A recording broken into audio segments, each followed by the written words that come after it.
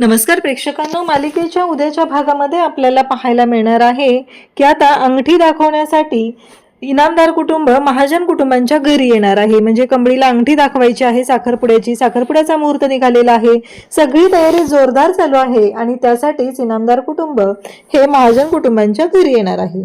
त्यावेळी मात्र इकडे आवर्जून सरूला सुद्धा सोबत घेतलेला आहे आणि इकडे नयनताराची अशी इच्छा असते की साधनाताई तुम्ही सुद्धा यायचं आहे, कारण मुलं तुम्हाला मावशी म्हणतात, तर तुम्हीही आवर्जून या कार्यक्रमासाठी आलं पाहिजे असं इकडे तिने सांगितलेलं असतं। तर या कार्यक्रमासाठी सरू सुद्धा येणार आहे, थोडीशी लांब लांब राहणार आहे।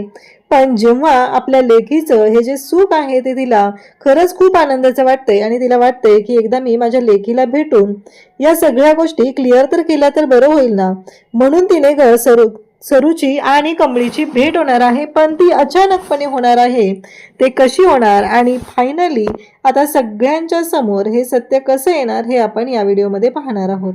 त्यासाठी व्हिडिओ शेवटपर्यंत पहा। त्याचबरोबर चॅनलवरती नवीन असाल तर चॅनलला नक्की सबस्क्राईब करा।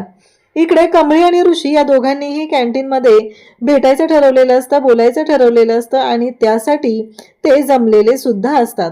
आता मात्र सगळे बाकीचे तिथे असतात, ते म्हणतात की तुम्ही बोलून घ्या, आम्ही सगळे बाजूला जातोय। त्यावेळी मात्र इकडे कमळी आणि ऋषी दोघंही म्हणतात की नाही तुम्ही नका जाऊ, आम्ही जाऊन बोलतो। मग आता ऋषी आणि कमळी दोघंही बोलायला सुरुवात करतात। ऋषीला तर माहीतच नसतं की कमळीच्या मनात नक्की काय चालू आहे आणि त्याला त्याच गोष्टी जाणून घ्यायच्या असतात आणि म्हणून तर ऋषी कमळीला भेटत असतो। तो कमळीला विचारू लागतो की मला तुझ्याकडून जाणून घ्यायचंय, खरं तर मी जे काय बोललेलो आहे ते तुलाही माहिती आहे की मी कशासाठी बोललेलो होतो आणि का बोललेलो होतो। मला फक्त आता तुझ्याकडून गोष्टी जाणून घ्यायच्या आहेत की तुझ्या मनात काय चालू आहे, कारण मला तू स्वतः तोंडावर नकार दिलेला आहे, पण असं अचानक काय घडलं, तू कोणाच्या दबावाखाली येऊन होकार देत नाहीये ना, असं ऋषी तिला विचारू लागतो। तेव्हा मात्र कमळी मग म्हणत असते की ऋषी सर, मला तुम्हाला सगळं सत्य सांगायचंय, पण मी जर तुम्हाला हे सांगितलं आणि हे जर लग्न नाही झालं तर खूप मोठे प्रॉब्लेम क्रिएट होणार आहेत। अन्नपूर्णा आजींची तब्येत पूर्ण ढासळू शकते, त्यांना खूप मोठा धक्का बसू शकतो।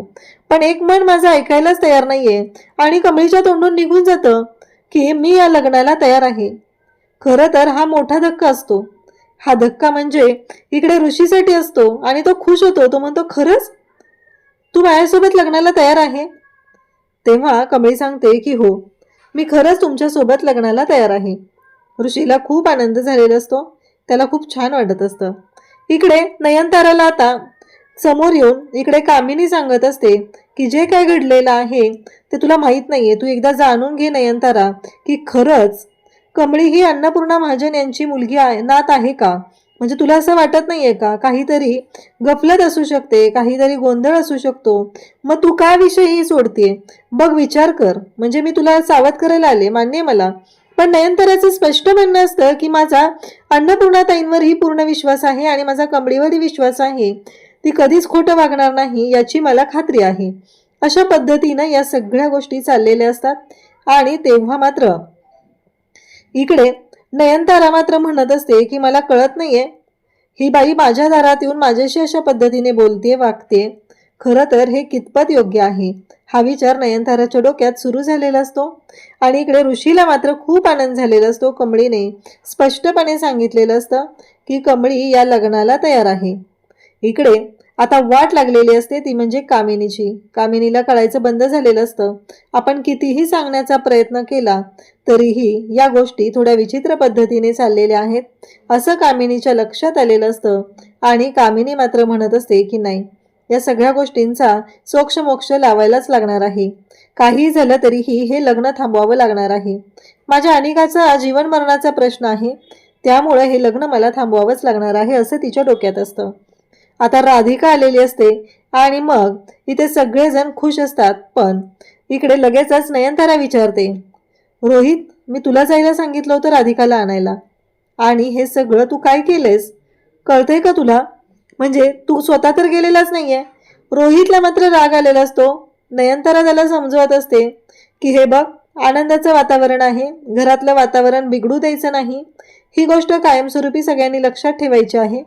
काहीही झालं तरीही या वातावरणामध्ये कोणताही गोंधळ होता कामा नये आणि हे बघ राधिका, तू या घरची मोठी सून आहे. आता तुला जबाबदारीने वागलं पाहिजे.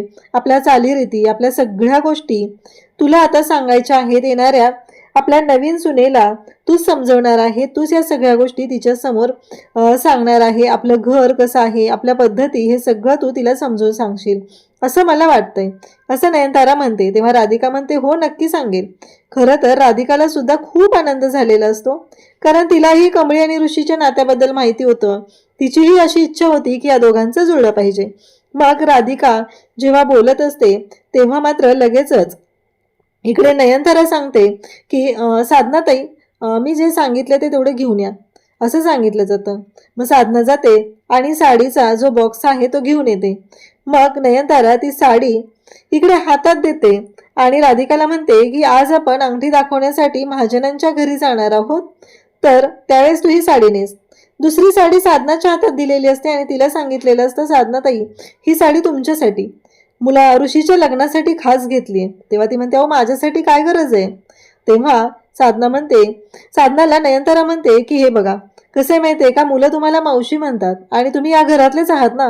आता ऋषीचं लग्न आहे, ऋषीच्या लग्नात तुम्हीही मिरवलंच पाहिजे आणि आज आम्ही जाणार आहोत ना, तुम्हीही आमच्या सोबत यायचं आहे, असं इकडे नयनताराने आता स्पष्ट सांगितलेलं असतं.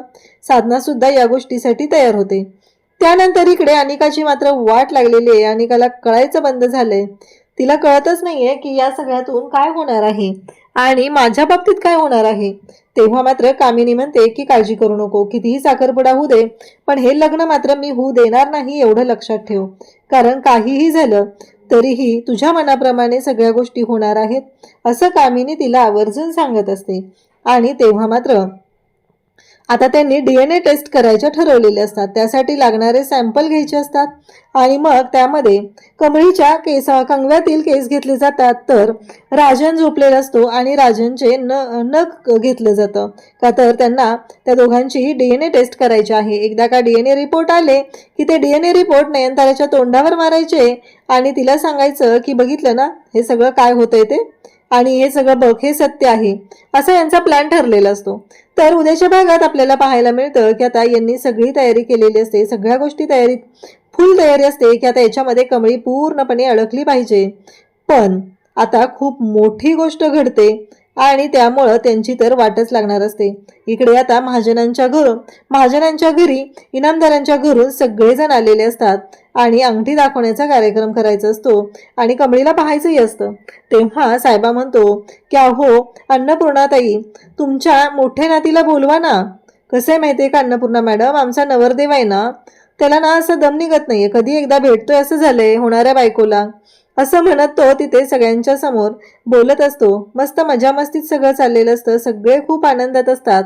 पण या तिघींना मात्र खूप राग आलेला असतो, यांना पटतच नसतं. आणि ते साधनाताई सुद्धा आलेले असतात. कमळीला थोडंसं असं टेन्शन आलेलं असतं, तिलाही कळत नसतं की या सगळ्या गोष्टी कशा पद्धतीने सोडवल्या जाणार आहेत, नक्की काय होणार आहे, या गोष्टींचा विचार तिच्याही डोक्यात सुरू झालेला असतो. आणि मग मात्र कमळीच्या रूममध्ये सरू येते. सरू म्हणते की मी कमळीला घेऊन येऊ का, असं म्हणत तिथे आलेले असते निंगे आणि ती तिथे असते. जेव्हा सरूच्या डोक्यावरचा पदर निघतो तेव्हा कमळीला एवढा मोठा धक्का बसतो. कमळी म्हणते, आई तू. तेव्हा सरू सुद्धा खूप आनंदात असते, तिला सुद्धा खूप छान वाटलेलं असतं आणि आज फायनली तो दिवस आलेला असतो. हे सगळे खूप आनंदात असतात आणि इकडे त्याच वेळी नयनतारा आणि अन्नपूर्णा दोघीही कमळीकडे आलेले असतात आणि पाहतात तर काय, त्यांनाही धक्का बसलेला असतो, कारण सरूने कमळीला मिठी मारलेली असते आणि दोघीही खूप ढसाढसा रडत असतात. फायनली तो दिवस आता आलेला आहे आणि इकडे सरू आणि कमळीची भेट झालेली आहे. पण ही गोष्ट कामिनीला समजता कामा नये, असं इकडे आता हिच्या सरूच्या डोक्यात चालू आहे. आता हे सगळं कशा पद्धतीनं होणार ते आपण पुढे पाहणार आहोत. अशाच अपडेटसाठी चॅनलशी कनेक्ट राहा. थँक्यू.